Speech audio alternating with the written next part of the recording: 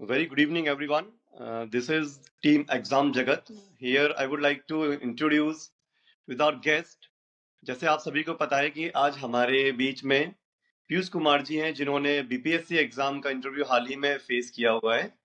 तो पीयूष जी, आपका बहुत बहुत स्वागत है हमारे इस एग्जाम जगत प्लेटफॉर्म पर। धन्यवाद। सबसे पहले आप बहुत बहुत ये धन्यवाद बताएं कि आपका ओवरऑल एक्सपीरियंस कैसा रहा। सर। बहुत अच्छा एक्सपीरियंस रहा। बहुत जो मॉक में बहुत ज़्यादा प्रेशर होता था, वहाँ बहुत ही फ्रेंडली माहौल था और बहुत अच्छा गया सर। जी, पीयूष जी, थोड़ा सा आप अपने बारे में बताएं। आपकी जर्नी क्या कैसी रही, आप कैसे इस मुकाम तक पहुंचे हैं। सर, मैंने अपना ग्रेजुएशन 2018 में कंप्लीट कर लिया था। उसके बाद से मैं गवर्नमेंट जॉब में था। हालांकि ये चीज़ सॉरी शेयर नहीं करनी थी मुझे, मैंने मेंशन भी नहीं किया था बीपीएससी में। फिर मैंने जॉब क्विट कर दी थी। उसके बाद फिर सिविल की तैयारी में लगा था और साथ में मैं पोस्ट ग्रेजुएशन भी मैंने कंप्लीट किया था पॉलिटिकल साइंस से। और नेट और जेआरएफ दोनों मैंने कंप्लीट किया। पहली बार नेट हुआ था, दूसरी बार में जेआरएफ। और सर, ये मेरा फोर्थ अटेम्प्ट था बीपीएससी में। 3 बार मैंने मेंस लिखा और ये पहला इंटरव्यू। हमारे पॉडकास्ट में काफी सारे कैंडिडेट्स आते हैं जो सिविल सर्विस की तैयारी कर रहे होते हैं और वो असिस्टेंट प्रोफेसर ऑलरेडी सेलेक्ट हो चुके होते हैं। ठीक है, अच्छी जी बात है कि आपने जो है सिविल्स बोल सकते हैं इसको, बीपीएससी के इंटरव्यू में आप बैठे हो। अ, बहुत आपको मैं यही बोलूंगा, ऑल द बेस्ट, आपका सिलेक्शन हो और आप अच्छी पोस्ट पे जाए। पहले थोड़ा सा हमें ये बता दीजिए कि अगर आप सेलेक्ट हो जाते हैं तो फिर कौन कौन सी पोस्ट आपको मिल सकती है और आपकी पोस्ट प्रीफरेंस क्या थी इसमें। रैंक के अनुसार डिसाइड होता है कि कौन सी पोस्ट मिल सकती है। और मेरी जो मेरा प्रेफरेंस था, पहला बिहार पुलिस सेवा, दूसरा बिहार प्रशासनिक सेवा, इसके अलावा तीसरे नंबर पर बिहार निबंधन सेवा। यही है कि ये पोस्ट प्रेफरेंस था मेरा। तो यदि मेरा बहुत अच्छा स्कोर जाता है, अच्छी रैंक आती है, तो मुझे बिहार पुलिस सेवा मिलेगा। इंटरव्यू में आपका मीडियम ऑफ कम्युनिकेशन क्या रहा। हिंदी रहा। हिंदी। तो इसमें बॉडी लैंग्वेज का क्या रोल होता है, आप हमारे व्यूअर्स को बताइए कि बॉडी लैंग्वेज का क्या रोल होता है। हाँ सर, जैसे जो कॉन्फिडेंट नहीं होता है तो बॉडी लैंग्वेज थोड़ी तो गड़बड़ हो जाती है। बट मैं कॉन्फिडेंट था क्योंकि मैंने बहुत सारे रखे थे। तो मैं बहुत ही काम था वहाँ पे, बहुत ही स्थिर था। बॉडी लैंग्वेज बहुत ही नॉर्मल था, मतलब किसी भी तरह की नर्वसनेस नहीं थी, हेजिटेशन नहीं। मतलब जैसे आपने प्रेशर। बताया कि आपने कई सारे इंटरव्यूज अटेंड करे, तो आप थोड़ा सा बताइए हमारे व्यूअर्स के कि मॉक इंटरव्यूज का क्या रोल होता है। जी और एग्जाम जगत ने किस तरीके से आपको हेल्प करी कि आपका जो नर्वसनेस खत्म हो गया, हेजिटेशन खत्म हो गया? थोड़ा सा इसके बारे में भी आप अ, विस्तार से बताइए। Okay ma'am. मैम, फर्स्ट बार जब कोई पहली बार जब पैनल के सामने बैठते हैं या फिर मॉक भी जब मैंने दिया था, या ऑनलाइन हो या ऑफलाइन, तो बहुत ज़्यादा नर्वसनेस फील हो रही थी।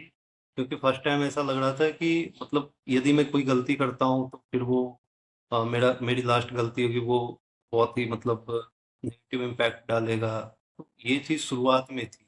लेकिन बार बार मौका देने के बाद ये चीज़ें खत्म हो गई, हेजिटेशन खत्म हो गई ऐसे। फिर वो हार्ट बीट बहुत ज़्यादा बढ़ जाती थी, वो चीज़ें नहीं रही। फिर नॉर्मल हो जाता था, सवाल को अच्छे से सुनता था। शुरुआत के इंटरव्यू में मैं सवाल और ये मतलब अच्छा जवाब भी मैं दे नहीं पाता था, क्योंकि सवाल ही मैं ढंग से नहीं सुन पाता था। लेकिन बार बार मॉक देने से और एग्जाम जगत प्लेटफॉर्म पे ऑनलाइन और ऑफलाइन मैंने दोनों अटेंड किए हैं। तो यहाँ से मुझे बहुत ज़्यादा हेल्प मिली, क्योंकि जो सर हैं वो पर्सनली गाइड भी किए हैं। पीयूष जी, बहुत बहुत आपका वेलकम है हमारे एग्जाम जगत चैनल पर। और सबसे पहले मैं पूछना चाहूंगी, जैसे अभी आप इंटरव्यू में प्रेजेंट हुए, वहाँ का माहौल कैसा था? जो वेटिंग एरिया था उसमें आपको कैसा फील हो रहा था? और फिर जब आप एंटर करते हैं तो क्या आपके मन में विचार आ रहे थे? जी मैम। मैम, नर्वसनेस तो शुरुआत में थी, जब तक मैं एंटर नहीं किया था, बिल्कुल इंटरव्यू रूम में एंटर नहीं किया था, जब तक थोड़ी नर्वसनेस थी। बट जब एंटर मैंने किया तो बहुत ही फ्रेंडली माहौल था। लग ही नहीं रहा था कि इंटरव्यू हो रहा है। ऐसा लग रहा था बहुत ही साधारण बातचीत हो रही है, हमारी कन्वर्सेशन हो रही है। और जो सर थे निशीथ वर्मा सर का बोर्ड था, बहुत ही फ्रेंडली थे वो। और बिल्कुल भी प्रेशर फील नहीं हुआ। मॉक में तो बहुत ज़्यादा ही प्रेशर फील होता था, बट वहाँ का माहौल बहुत अच्छा था और इंटरव्यू भी बहुत अच्छा गया। तो आपका कहने का मतलब है कि आपने मॉक सेशंस भी काफ़ी दिए, काफ़ी प्रैक्टिस करके आप वहाँ पे पहुँचे, तो आपको बहुत लाइट प्रेशर फ़ील हुआ। तो किस तरीके के क्वेश्चंस आपसे पूछे गए? आप क्या-क्या क्वेश्चंस थे? कितने मेंबर्स थे? थोड़ा बहुत अपने पैनल के बारे में आप हमें हमसे शेयर कीजिए। Okay madam. Nishith Verma sir का बोर्ड था और ये महानंदा बोर्ड था मेरा। इसमें 4 मेंबर थे टोटल, सर को इंक्लूड करके। सर चेयरमैन और 3 मेंबर थे। और तो जी ये बताइए हमें कितने बीपीएससी के कितने कितने मेंबर्स के बोर्ड होते हैं? टोटल कितने बोर्ड रहते हैं बीपीएससी में? टोटल 4 बोर्ड थे, सोन, गंगा और बागमती बोर्ड। 4 बोर्ड थे। और मेंबर ओके, थे, ओके। बीपीएससी के जो मेंबर होते हैं ना, वो बोर्ड के चेयरमैन होते हैं। तो निशीथ वर्मा जी। सर वो बीपीएससी के मेंबर थे और मेरे बोर्ड के चेयरमैन थे। और जो ओके, सवाल कुछ-कुछ मेन क्वेश्चन सबसे पहले मेन डिटेल्स हम आपसे ले लेते हैं। ये बताइए कि क्या पर्सनल इन्फॉर्मेशन रिवील कर सकते हैं इस इंटरव्यू में? नहीं, वो पूछते ही नहीं है पर्सनल डिटेल, वो नहीं पूछते और बताना भी जरूरी तो नहीं जैसे होता। आप यदि पूछ लिया तो बता सकते ओके, तो आपने जैसे रूम में एंटर किया तो क्या इंट्रोडक्शन हुआ या पहला क्वेश्चन क्या रहा उनका? हैं। उन्होंने पहला क्वेश्चन पूछा कि आपका प्रेफरेंस क्या है। मैंने जैसे ही एंटर किया तो मैंने अभिवादन किया सर का, सर गुड मॉर्निंग सर। उसके बाद फिर वो बैठने के लिए बोले, मैं बैठा और फिर मैंने थैंक यू बोला। फिर बात शुरू हुई थी। उन्होंने पूछा कि आपका प्रेफरेंस क्या है। फिर उन्होंने पूछा आपका ये ग्रेजुएशन का सब्जेक्ट क्या है, फिर ऑप्शनल का सब्जेक्ट क्या है। फिर पहला जो सवाल था वो प्रेफरेंस को लेकर था, क्योंकि मेरा पहला प्रेफरेंस बिहार सेवा था। तो वो पूछे कि आपने ये पहला प्रेफरेंस क्यों लगा। मैंने बताया कि सर इस फील्ड में मेरी रुचि थी और मैंने बताया कि ये बहुत ही ज़्यादा चैलेंजिंग जॉब है, इसलिए मैं इसको ज़्यादा लाइक। फिर उन्होंने हायरार्की पूछी कि पुलिस की हायरार्की क्या होता है, बताइए ऊपर से नीचे तक। तो मैंने बताया कांस्टेबल से लेकर डीजीपी तक का जो भी हायरार्की वो मैंने बताया। फिर वो पूछे पैरामिलिट्री के बारे में पूछे, तो शुरुआत के जो सवाल थे वो पुलिस से सेवा से जुड़े हुए सवाल। उसके बाद उन्होंने कुछ सवाल करंट अफेयर से पूछे, जैसे फिलिस्तीन और इजराइल के मुद्दे पर उन्होंने सवाल पूछा। और करंट अफेयर के लगभग 5-6 सवाल थे, 5 सवाल थे। और इसके अलावा फिर था राज्यपाल। पॉलिटिकल साइंस मेरा ऑप्शनल था, तो उन्होंने पूछा राज्यपाल के बारे में बताए हैं और उससे जुड़े हुए क्या शक्तियाँ हैं उसके बारे में बताएं। उन्होंने पूछा राष्ट्रपति के बारे में। तो ये बेसिक बेसिक जो प्रश्न थे उन्होंने। कोई आपसे केस बेस्ड क्वेश्चन भी पूछा गया कोई सिचुएशन दे करके कि नहीं, मुझसे नहीं ऐसा कोई पूछे क्वेश्चन हो? हालांकि। हाँ, मुझसे सिचुएशन बेस्ड क्वेश्चन नहीं पूछे गए। एक भी क्वेश्चन नहीं पूछा गया सिचुएशन बेस्ड। ज़्यादा क्वेश्चन मेरा करंट अफेयर पे रहा और पुलिस सेवा से जुड़े हुए सवाल थे। ना ही मेरी हॉबी से सवाल पूछा गया है। तो ये तो सेक्टर से सवाल नहीं। जी। अ, उसके अलावा टोटल कितने पैनल मेंबर्स थे वहाँ पे 4 या 5? क्या फीमेल भी उसमें थी? नहीं, फीमेल नहीं थी। टोटल 4 मेंबर थे, जिसमें क्या एक आपको चेयर। पता चला कि वहाँ पे एक ऑब्जर्वर भी था जो आपको ऑब्जर्व कर रहा था? वो मेंबर के या फिर अलावा सभी आपसे क्वेश्चन एंड आंसर कर रहे थे? एक एक एक करके सारे सवाल ही पूछ रहे थे। ऑब्जर्वर कोई नहीं था। सर ऑब्जर्व कर रहे होंगे वो मुझे पता नहीं चला, लेकिन जितने थे 4 टोटल थे, चारों ने सवाल ही पूछे एक एक करके। फिर वो नोट कर रहे थे, अम, मैं जवाब दे रहा था तो वो कुछ नोट जी, कर रहे थे। तो फ्रीक्वेंसी कितनी थी? मतलब आपको टाइम मिल रहा था आंसर करने का या एक क्वेश्चन होते ही क्रॉस क्वेश्चनिंग हो रहा है? मतलब किस तरीके से प्रॉपर टाइम दिया जा प्रॉपर रहा था? टाइम, जी जी, प्रॉपर टाइम दिया जा रहा था। प्रॉपर टाइम दिया जा रहा था। टाइम जैसे मैं अपना बात कंप्लीट करता था, फिर वो दूसरा सवाल पूछते थे। कितना लगभग टाइम ड्यूरेशन चला आपके इंटरव्यू का? थोड़ा-सा इसके बारे में बताइए आप। लगभग 14-15 मिनट तक चला था मेरा। और ओके। तो आपसे इकोनॉमी के बारे में पूछा गया, ग्लोबल इश्यूज के बारे में पूछा गया, कुछ करंट अफेयर्स के बारे में पूछा गया, थोड़ा बहुत बताइए आप। करंट अफेयर से ज़्यादा सवाल लेते हैं, जैसे इजराइल और फिलिस्तीन का एक एक सवाल था। उसके अलावा इजराइल और ईरान का जो वॉर चल रहा है इसके बारे में पूछा गया था कि जो अभी ऑयल क्राइसिस है इससे इंडिया किस तरह से निपटेगा। मैंने बताया था कि बिल्कुल लेटेस्ट क्वेश्चन आपसे पूछे गए, आपका कहने का मतलब ये है। जी, जी। लेटेस्ट जी, पीयूष जी, आप थोड़ा-सा ये बताइए कि इसका आंसर आपने किस तरीके से कैसे किया? क्योंकि अभी इंटरव्यू चल रहे हैं और अगर इस तरीके के क्वेश्चन आते हैं ईरान या फिर जो ये इज़राइल का मैटर चल रहा है, आपसे पूछा गया ऑयल क्राइसिस के बारे में, तो फिर उसका आंसर आपने किस तरीके से किया? मैंने बोला कि इंडिया को विकल्प ढूंढना चाहिए। जैसे इंडिया के पास विकल्प है, वो अमेरिका से ले सकता है, ऑयल परचेज कर सकता है। इसके अलावा स्कैंडिनेवियन कंट्री नॉर्वे से परचेज कर सकता है। और जो इसका डिस्ट्रीब्यूशन के स्तर पे प्राथमिकता देने की जरूरत है कि इंडस्ट्रियल एरिया में इसको कम सप्लाई किया जाए, घरेलू यूज के लिए ज़्यादा एलपीजी की उपलब्धता बढ़ाई जाए। तो ये मैंने जो उस समय रिकॉल हो पाया था मैं बताया। जी। पीयूष जी, थोड़ा तो सा आप कितने मुझे क्वेश्चन्स में जी।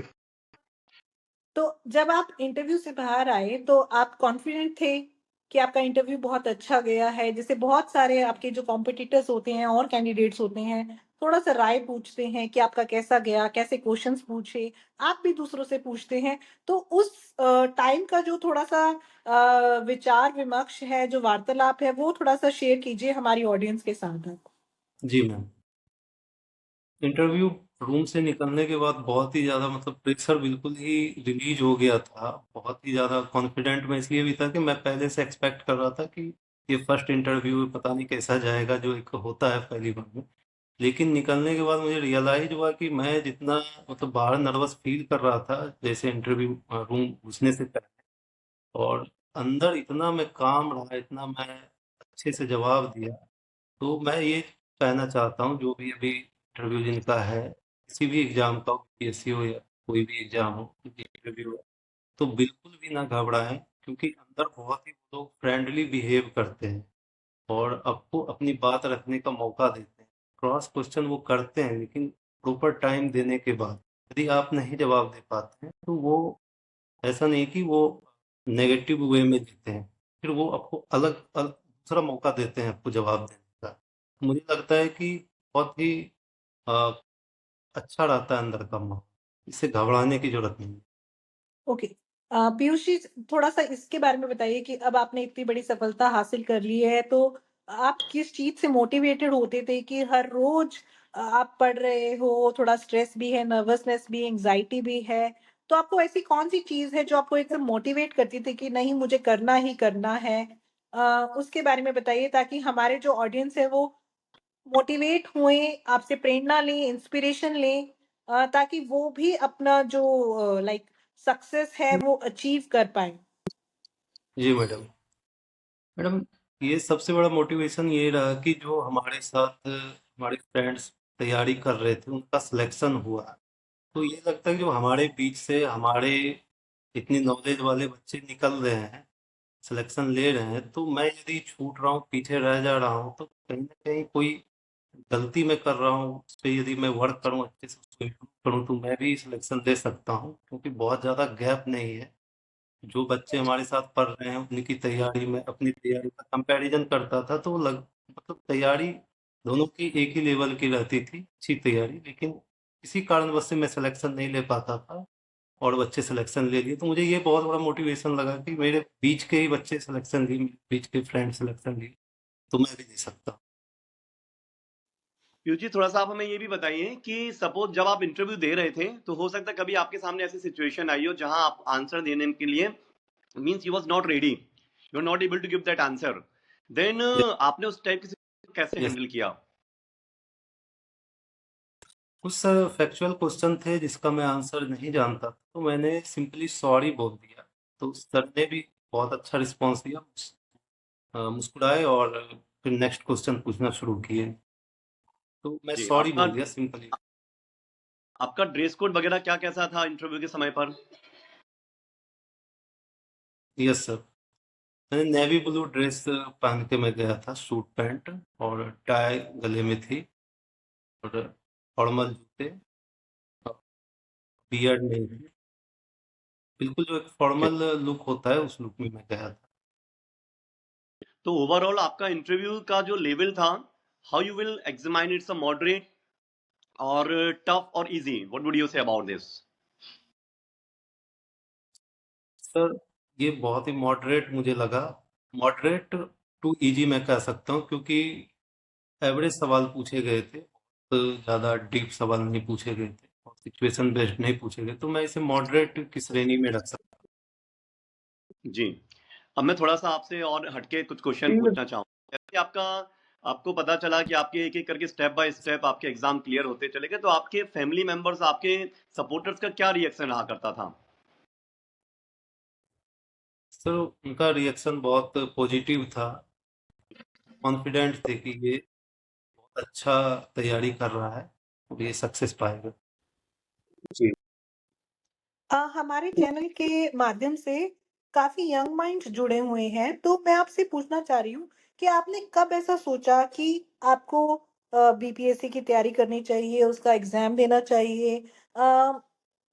किस लेवल पे आपने सोचा, ग्रेजुएशन के बाद, पोस्ट ग्रेजुएशन के बाद, और फिर आपने किस तरीके से तैयारी शुरू करी, कौन कौन सी बुक्स को रेफर किया? थोड़ा सा अपनी इस एकेडमिक जर्नी के बारे में बताइए।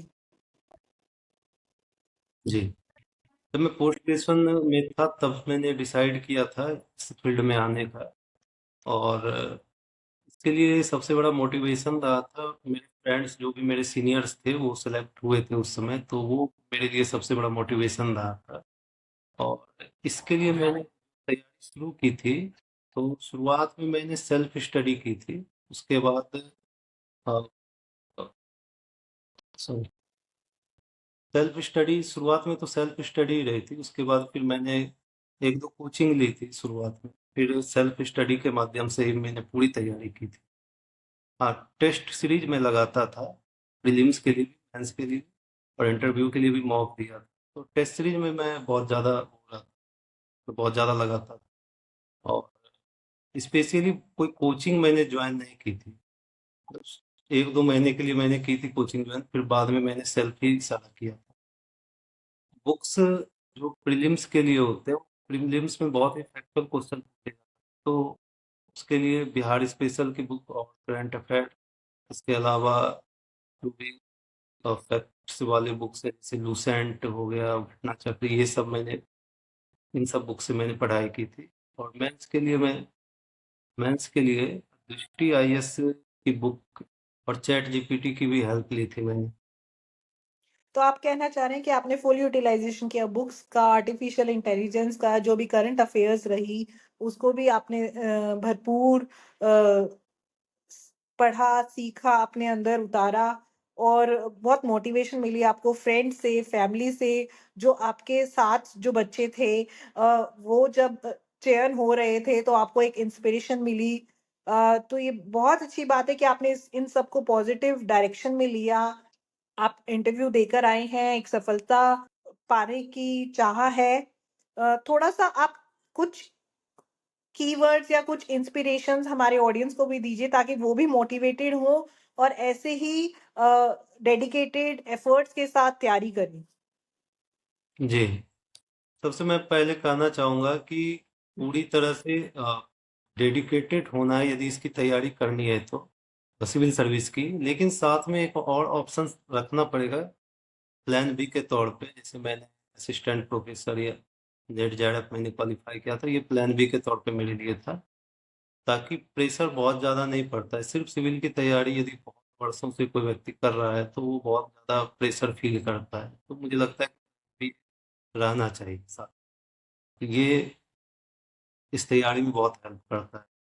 जी पीयूष जी, मैं आपको यही बोलना चाहूँगा कि अभी हो सकता है कि महीने भर में आपका रिजल्ट भी आ जाएगा। ऑल द बेस्ट ही आपको बोलना चाहेंगे, गुड लक आपको।